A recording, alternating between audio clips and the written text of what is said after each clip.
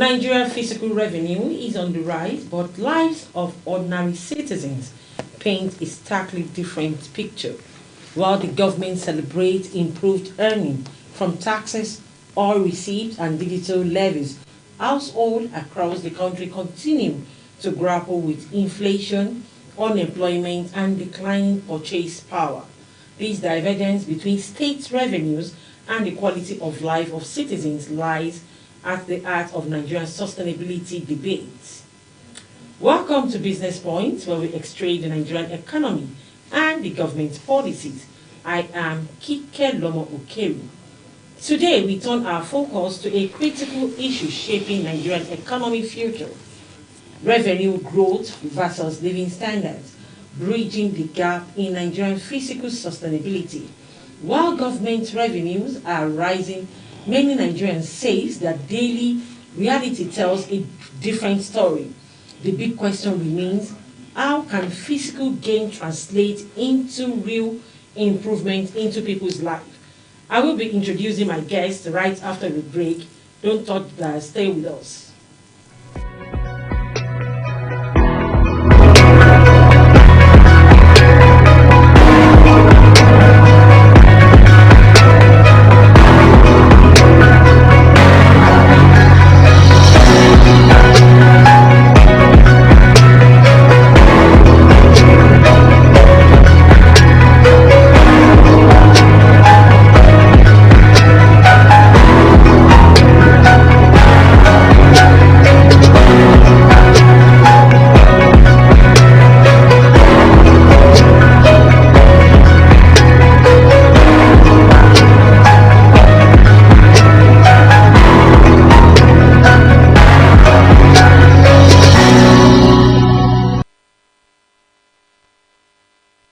Welcome back. If you're just joining us, it's Business Points on Global Television, where we extract the Nigerian economy and the government's policies.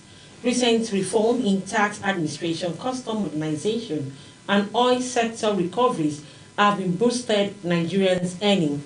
According to official data, non-oil revenue are expanding and fiscal receipts are projected to grow further as the government intensifies digital economic taxation and broaden the tax net. In theory, this should translate into more resource for infrastructure, education, healthcare, and social protection. Yet on the streets, the reality feels distant. Ordinary Nigerians are squeezed by rising living costs, food inflation hovers around record high, transportation costs continue to surge, and real wages have stagnated. For many, the much talked about revenue growth feels like a distant conversation, unconnected to their daily struggles. Today, we turn our focus to a critical issue shaping Nigerian economy future: revenue growth versus living standard, bridging the gap in the Nigerian sustainability. To unpack these, I am joined in the studio by AFEEZ ISMAILA, MD CEO, OLAD Finance Limited, a financial tax and training consultant who has been closely following the Nigerian fiscal reform on their impact on ordinary citizens. You're welcome, sir. Yeah. Good morning, Dan. Thank you for having me. Thank you for coming on the show. You're welcome, sir. Yes. All right, quickly, Nigerian revenue figures are rising, but many Nigerians say they don't feel the impact. Why is there so much gap between Nigerian government earning and the citizen living standards? Well, thank you for having me once again. Now, the reality is that let's first look at the topic. The company says that we're looking at fiscal sustainability, and there's revenue growth, and however, there's revenue growth. However, is not impacting on the living standard. When we talk about fiscal sustainability, well, from beginning to the end, what we're actually referring to is revenue growth. Now, the question now is that Nigerian revenue is growing, but there is no improvement in the living standard. Yeah. So that creates a disconnect. So that disconnect is what actually created the gap between revenue growth and living standard of Nigerians. So the reality is that The citizen expects that if there is improvement in physical receipts, you and I should feel the impact. Of course. I think that is the base of discussion. But one thing we should thank God for is that, at least first of all, Nigeria is getting it right. The current reforms from the current government in translating to a better result. Because if it is not, there won't be improvement in revenue. So now that that has been achieved, I think the next line of discussion now will be, how can Nigeria benefit from this surge that have happened in terms of revenue collection to the government? Okay, in your own view, Yes. what sectors should the government prioritize to ensure revenue growth that would translate into improved living conditions? Well, the reality is that you can't give what you don't have. That is number one. Number two is now, it is now come to a point whereby it will be advisable for government to prioritize capital projects that can transform the economy and also improved shared prosperity. So we need to look along the lines, what are the key sectors that will feel that the government need to deploy resources now, and every Nigerian will feel the gain. For example, road infrastructure. If the government deploy more resources into road infrastructure, you and I know that both the skilled, the semi-skilled, and the unskilled will be engaged along the value chain of that project. So whether you like it or not, money will start going to people's pockets. Yeah. That is number one. Number two, I think it's high time for government to also to see how we can channel our funds to industrial sectors that have export values, in the sense that when we channel our funds to industry or companies that have export value, they will be able to engage in more production. And the more you produce, the more you put money into people's pockets.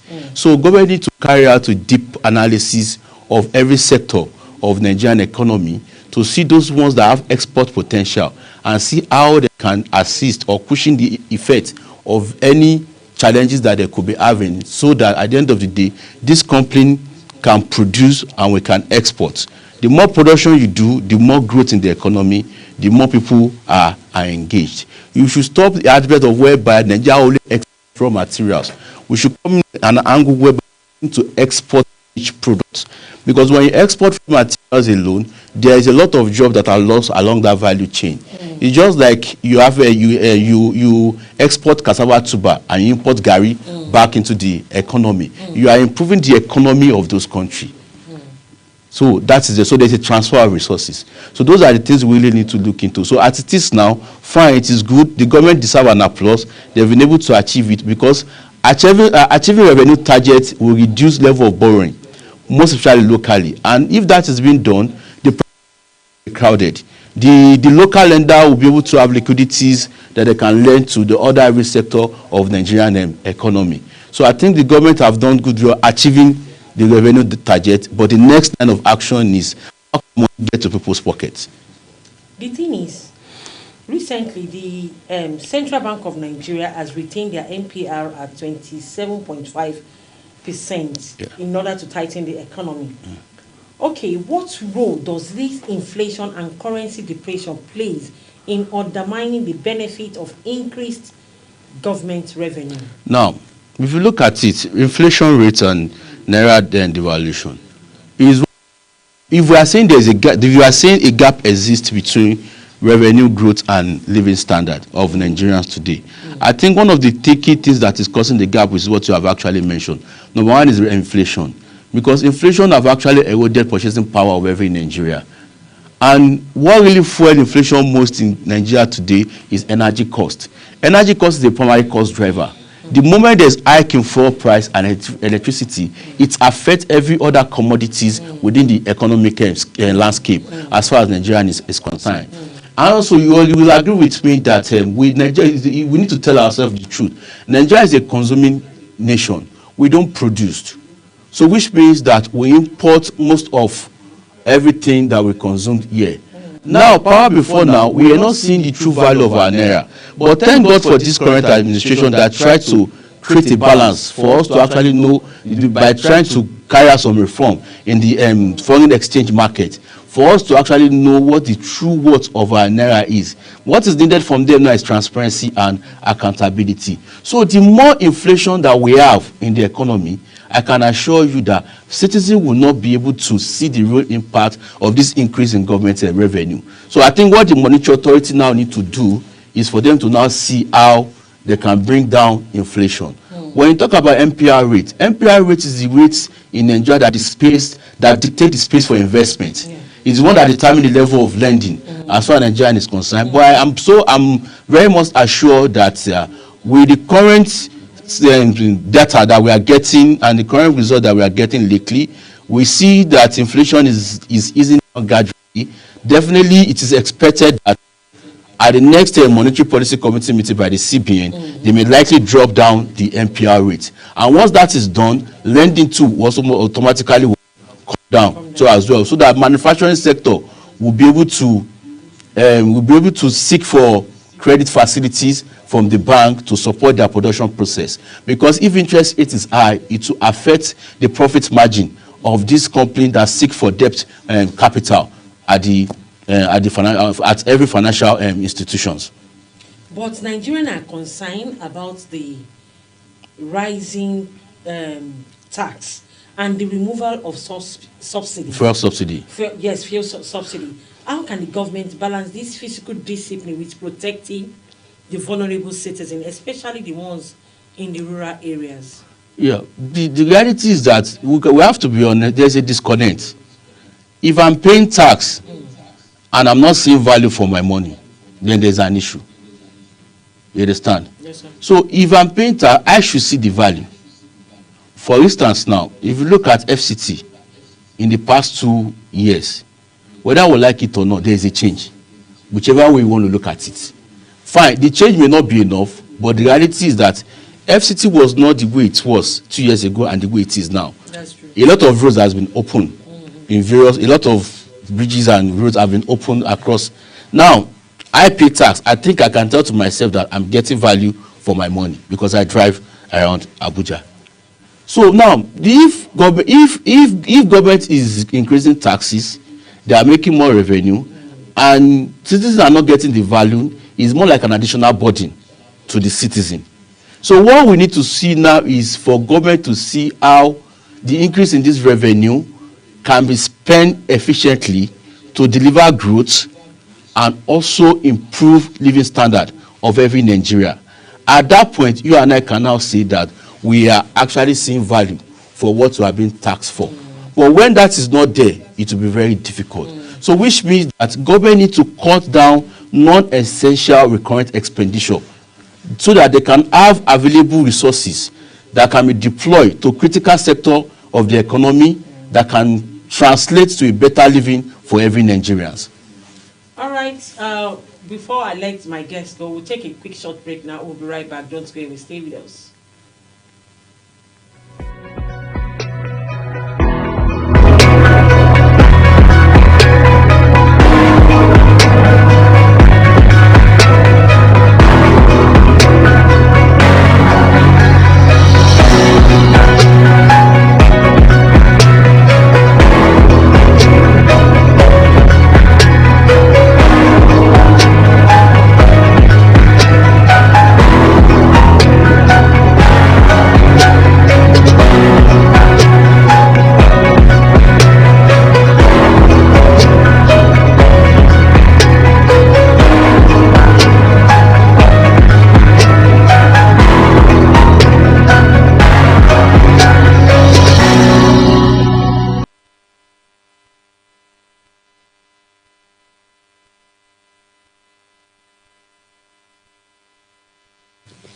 All right, welcome back. If you're just joining us, it's Business Point, where we extract the Nigerian economy and the government policies. Today, we've been looking at revenue growth versus living standard, bridging the gap in Nigerian physical sustainability.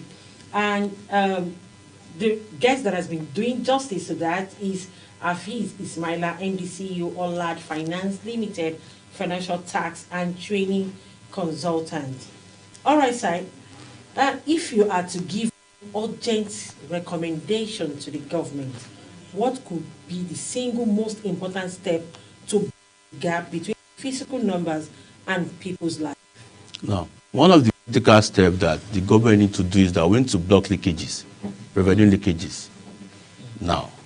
Then government need to see how we can work on our procurement system. If it is possible, BPE needs to see how we can begin to use technology to drive our procurement system across MDAs in Nigeria now. Because it is a good thing that you have worked, you have achieved in terms of physical receipt. It's another thing that those resources are being digitally deployed to where it should be. Our procurement system in Nigeria is faulty, and it's one of our greatest challenges. And this is what I also challenge the current government of today, to see how we can work on our procurement system. Because I have a belief that there is light at the end of the tunnel, and we are going to work on a smooth path. All these reforms that we are shouting up, they will definitely translate into a better result, because every reforms have their own gestation period. Now, the government have announced they've been able to achieve their revenue target. It's a good step in the right direction. That means that we are getting there gradually. How to use the fund is now the lens line of what action. So our procurement system is key, because one, block the leakages, two, work on our procurement system. Because when you source for the fund, you also need to apply the fund. So if you source for the fund and you don't apply it well, it's like we are going back to square one. You are just pouring water in the basket. So if it is possible, every MDAs in Nigeria today should have a performance management system whereby they report all the activities to relevant stakeholder, in the sense of having what we call a daily report, a weekly report, and a monthly report. That will enable citizens to monitor performance across these MDAs. It's a public office. This happens in private sector. We can replicate them too in the public sector as well. So our performance management system is another area that the federal government really need to work on. Every MDAs in Nigeria must have a daily report template, a weekly report template, and a monthly report template that can now translate into a quarterly report template. At that point, we'll begin to measure and see how our resources is being utilized. Looking ahead, do you believe Nigeria can achieve fiscal sustainability without leaving its citizens behind? Yes, it's very possible, like I've said. It's very, very, very possible. It's just about system. A system in place, there will be continuity. And that is our prayer, that by the time President Bola Ahmed Tinubu finish it, yes, inshallah, somebody that should be the next person that will take over should be someone that will continue from where he stopped, not somebody that will bring us backward again. Because we are seeing positive light in what is going on. It's just that it has not translated to a common man yet, which I believe that with time it will definitely get there. It's just a matter of, it's a process. All right, thank you very much. A very big thank you to our guest, AFEEZ ISMAILA, MD, CEO, OLAD Finance Limited, a tax and training consultant. Thank you for the deliberation. Really appreciate your coming. Clearly, the debate is on Nigeria. It's not just about rising revenue, but ensuring that every naira earned make a difference in people's life. Bridging the gap between fiscal growth and living standard remain one of the defining challenges for our nation. Let's take a quick short break now. We'll be right back. Don't go away. Stay with us.